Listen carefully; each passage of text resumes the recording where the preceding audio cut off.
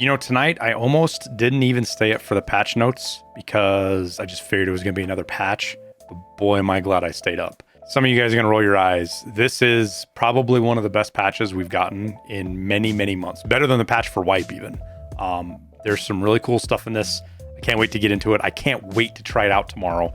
But let's get into the patch notes, get you guys updated so you know what's going on, and you see why I'm smiling and I'm so excited about this patch.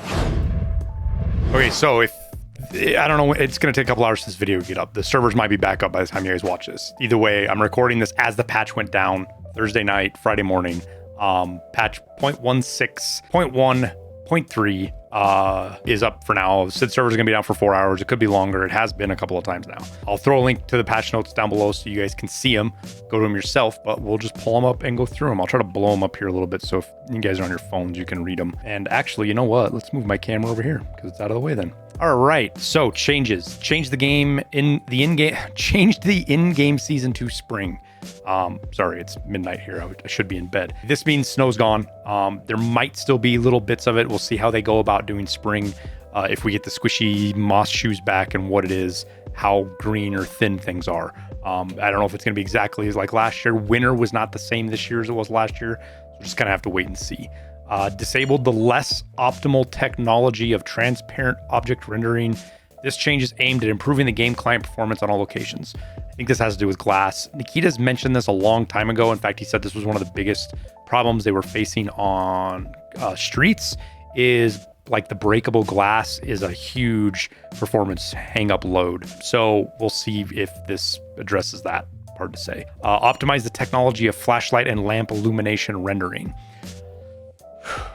Very vague. So I'm hoping this deals with the exploitive ability to turn off volumetric lighting and then put a bazillion flashlights on your gun and then just blind everybody but not blind yourself. Hopefully this addresses that. Just hard to say. I can't say. I don't know. We'll see.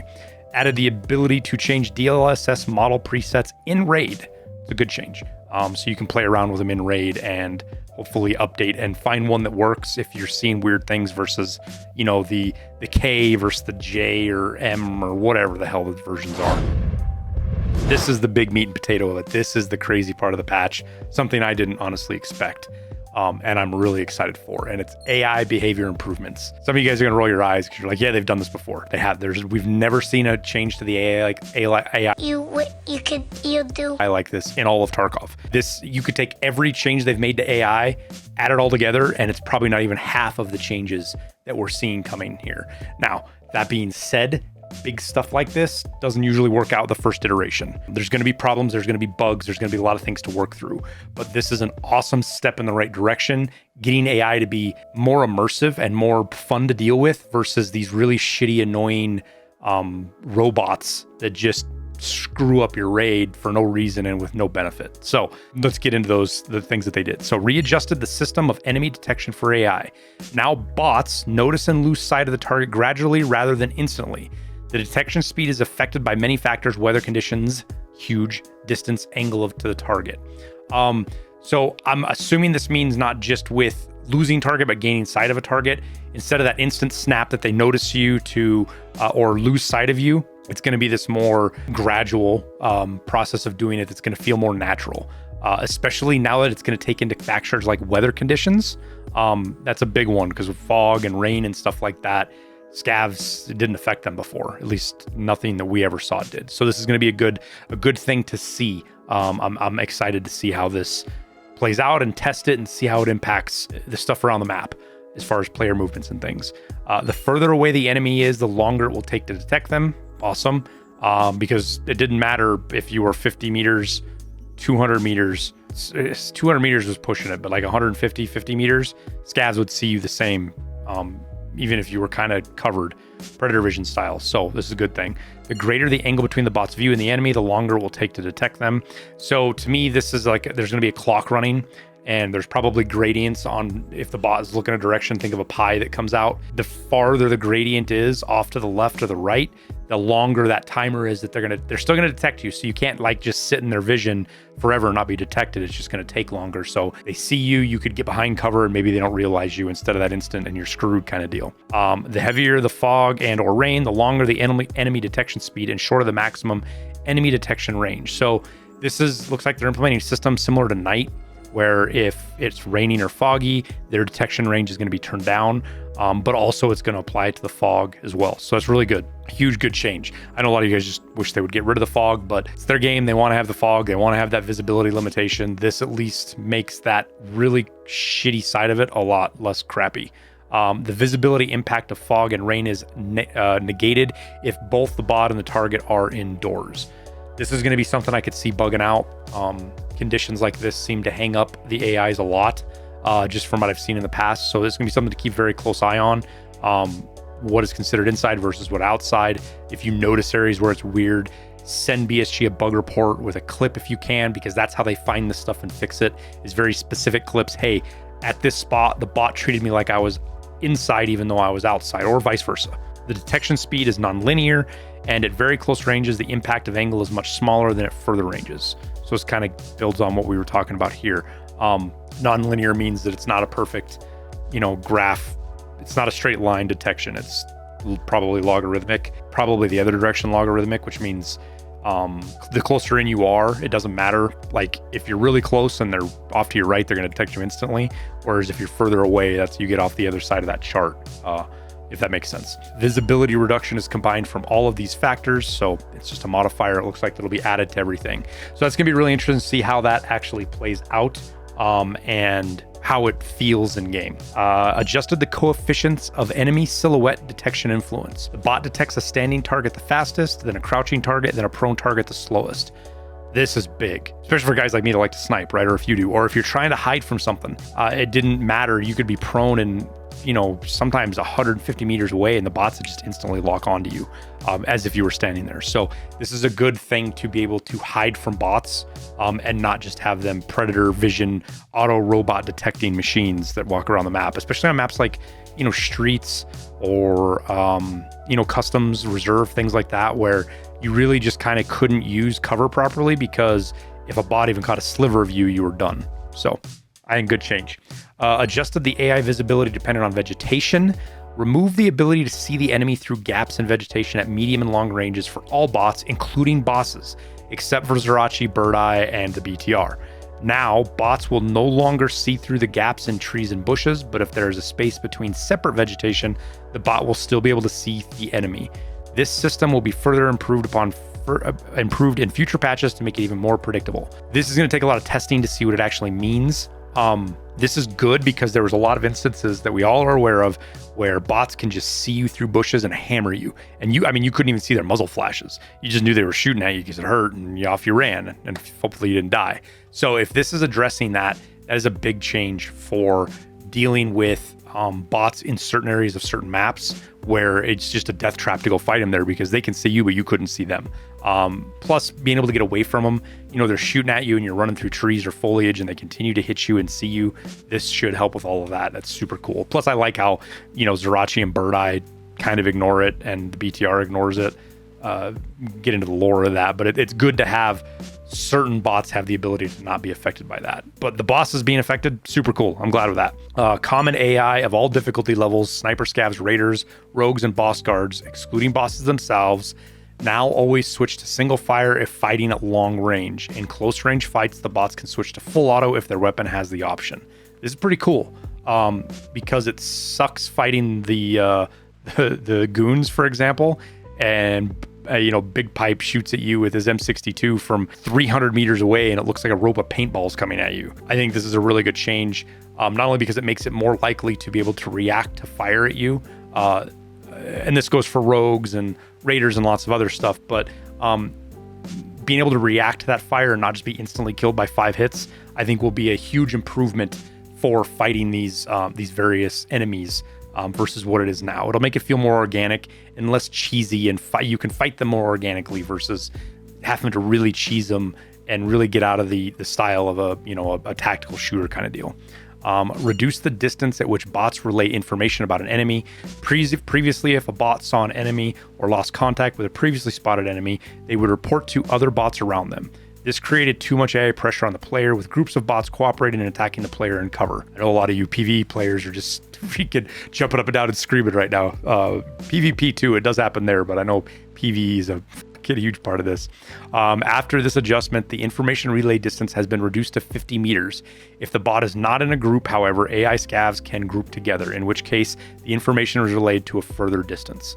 So this could warrant like a question to BSG, and maybe I'll put a list together after tomorrow playing with it and put stuff together to get some more clarity on this, because I'm not 100% sure what this means.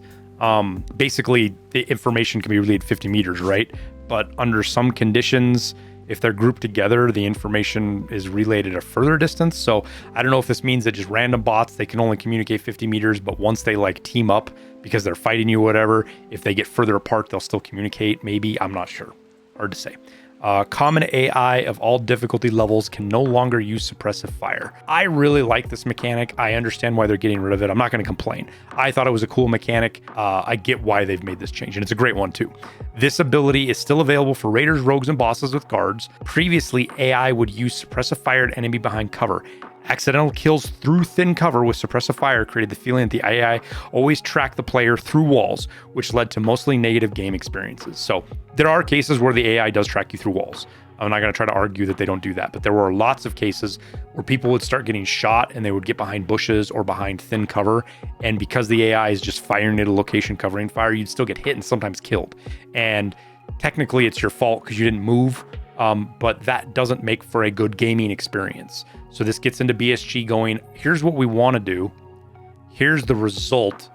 Let's find a nice happy medium that gives us what we want, but still makes the experience for the player positive. That's how I read this. You can read it another way. That's what I see it. I really like it. I think it's a good change. Even though I liked the stuff going on before, I thought it was super cool. This change is a good one. I think it's better for the game. Increase the temporary AI accuracy loss when hit by 30%. You could simply say this is aim punch. I think it's a little bit more complicated than that, just based on how the AI works with its aiming, its accuracy cone, if you will. It was one of the complaints I'd fed to BSG was it sucks when you're like fighting an AI bot, especially like SKS scavs or Vepr Hunter scavs. You would hit them and they'd be like sidestepping and walking or walking away from you. And even though you're hitting them and you're getting aim punched and like every second shot you're shooting and miss, hit, miss, hit, miss, because the scavs are beating on you with their guns, you hitting them had no impact. They just, especially if they were dialed in, you know, you'd be shooting at an SKS scav and he would hit you like 3-4 times. You walk away with 2 blacked arms, you're almost dead, a heavy bleed, and you're limping, right? And it's just some stupid SKS scav that you couldn't kill because of his armor or hitbox issues or the arm bugs and stuff like that. So having scavs react more immersively, I guess, to when they're shot, so they're not accurate, so that you're actually rewarded for landing your shots. That's what I think this is. So as long as you're actively engaging them and you're hitting them, their accuracy cone is going to stay out further away, which is a good thing, because all of us, a lot of veteran players know that if you're firing at a scav and he's got more than 2 or 3 shots at you, it's time to get behind cover and reset, because that 4th or 5th shot's going to start hitting home and might just hit you in the head and kill you. So good change. Again, we'll have to see how it plays out. Bot spawn points can no longer be used too frequently.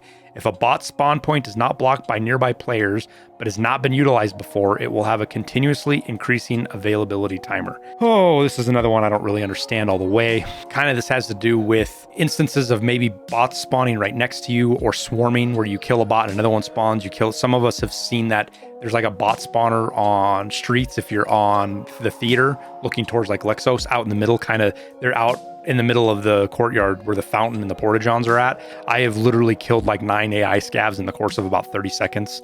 You kill one, another one spawns in, you kill them, and it's like a Minecraft spawner. It's funny, immersive breaking, and if it's not in an open space like that where you're cheesing it and abusing it, it could lead you to be overwhelmed and never being able to get a break because bots are just spawning in constantly. So hopefully this is addressing that, but it also looks like that even if players are blocking spawns, due to location, that eventually that timer is going to hit a point where they'll spawn. Now that might sound like a bad thing, but this gets into that mechanic that a lot of us have kind of figured a way to work around, that if you're trying to kill AI in a certain area and they're not spawning, you run away and you run back and they spawn again. This is going to help with, things like, where you got to kill the AI on reserve around the barracks or down in the K buildings or the gas stations on customs. Instead of being around that area and not having any bots spawn because players are constantly crossing for it, eventually they will start spawning. So I think that's a good thing.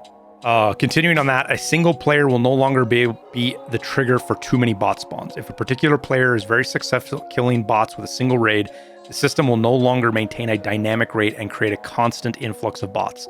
A singular player can be the trigger for a random number of enemies, but no more than a certain value. So I think this is a theory I had, and again, I'll fire these questions over to BSG and see if we get answers on it. But there was always felt like that if you were in a raid, customs was a good example of that, sometimes woods, you would either get all of the bots or none of the bots. And my theory on this is something was screwy with the algorithm on how they spawned. And once they started spawning in an area, that's where they would just spawn over and over and over again. And there's only so many bots the server can handle. So you could be on one half of woods, never hear anything, never see anything. There was never any scavs, but another player on the other side of the map might have killed 15, 20 of them. So I think this might be addressing that. I hope so. Again, this will be a question I'll fire to BSG. I'll get a day with this. I'll put a bunch of stuff together, try to get some clarity on this and see what answers we can get from BSG on it. Common AI of all difficulty levels, including sniper scavs, will no longer be the first to shoot at long range, even if they have detected an enemy. Now, if an enemy is detected at very long range, the bot, being uncertain of their skill, will prefer to take cover and switch to waiting tactic. However, if the player themselves has detected the bot and attacked them, the bot will shoot back. So, to me, this says if you're super far away from a sniper scav or even an AI scav and they detect you, they're going to go hide and try to take cover from you and wait versus shoot at you from 200 meters away. We all know the sniper scavs on reserve or not on reserve, on shoreline or even sometimes woods, getting shot at from like crazy distance away from that wood sniper, and customs as well. So this will be cool to see how this is implemented, how it matters. I do have a little bit of worry that it's going to dial the bots to a too easy of a level, but I would rather have that than too hard. They can always turn it back up a little bit. So again, I'm super excited to try this out. I think this is a big gap that BSG has been, I don't want to say ignoring, but they've been worrying about other stuff, and we just haven't got really good AI improvements in a long time. That's why I'm super excited about this. And then improve the AI positioning system. This change will help to improve their behavior in a group and reduce their number of situations in which bots are moving too close to each other, occupying the same cover. With this system, we will be able to fix bugs related to bots colliding with each other more efficiently. So this has to do with, I think, bots kind of spawning inside of each other or literally conga lining. I've seen it 3 or 4 bots in a line just right next to each other, just walking along, and it's kind of silly and annoying. It is what it is, but hopefully this addresses that. And that's all the bot changes. Like I said, lots of really cool AI changes. This is the AI patch, I guess, whatever you want to call it. But there's some fixes in here that are really important, assuming they stick, assuming they don't crop back up, whatever. The first one's fixed an issue where the thorax hitbox would not receive damage if a bullet had penetrated the arm before hitting the thorax. This is the invulnerable arm bug. It's made scavs absolute tanks, players as well. So happy to see this fix. We can get back into normal gameplay.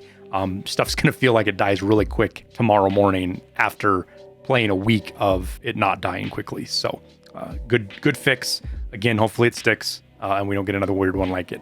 Fixed numerous minor bugs related to bot behavior, movement, getting stuck, positioning, target, visibility, and shooting. This kind of fits in there. So just, there was bugs, obviously they addressed them. Fixed several issues that cause bots to pass through closed doors. The door interaction system will be adjusted in the future, and we will monitor the related issues if they arise. This one literally is one of the most frustrating bugs for me that I hated about the AI is they would sometimes just kill a slide through a door. They'd walk up to an open door, close it, and then walk through the closed door. Hopefully that's addressed, because God, that sucks. God, that sucked. I hated that. So happy to see that one fixed. Fixed various issues with transparent geometry, rendering, and conflicts with various visual effects such as smoke, water, fire, and fog. Okay, so the way I read this is there are things where there's instances where you'd look through a window and everything behind it would de-render or be invisible or go to some kind of potato skin. That kind of stuff, I think, is what they're fixing. Maybe as well as the green smoke. There's a lot of weird shit that happens with green smoke when you throw it. So hopefully they fix that. Just have to wait and see. This could mean any number of things, and without more specifics, it's hard to just take a guess at it. Next up, they fixed the cause of a sharp sound when equipping headsets during strong wind. I didn't experience this. I'd heard about it. I hadn't experienced this yet. So anything that keeps us from getting hearing damage is a positive. There's another one here about getting shot in the head, so that we'll talk about that too. But just if you notice that, they fixed it. Fixed 100% chance of arm fracture after falling.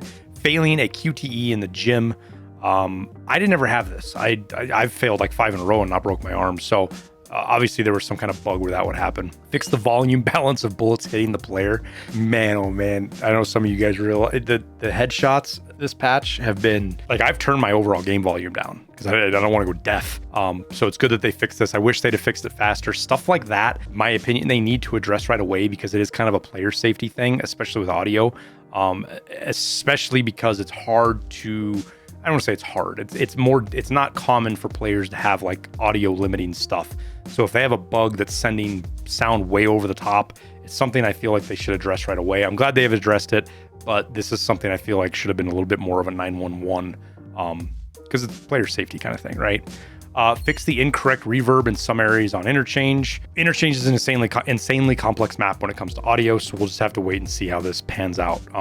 All the reverb, weird shit that happens, there's even some on woods and stuff like that. I think they have to go into each individual area and report and fix the problem in that area. So it's just going to be a work in progress. I don't expect this to completely fix Interchange, but hopefully it's just incrementally better.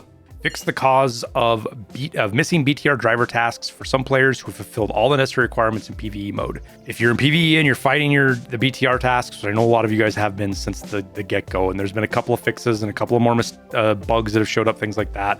Check this out. There might be a couple of workarounds necessary. It'll probably be a day or two before people get it figured out, but hopefully this will let you move your BTR task line forward in PvE. Fix the cause of error 228 when dragging items and stash after upgrading the game edition.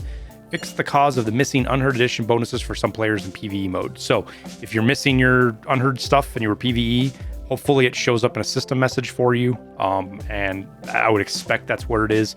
If it shows up somewhere else or if it just shows up in your inventory, let me know down in the comments, guys. I'm not at a point where I can actually do this in PvE.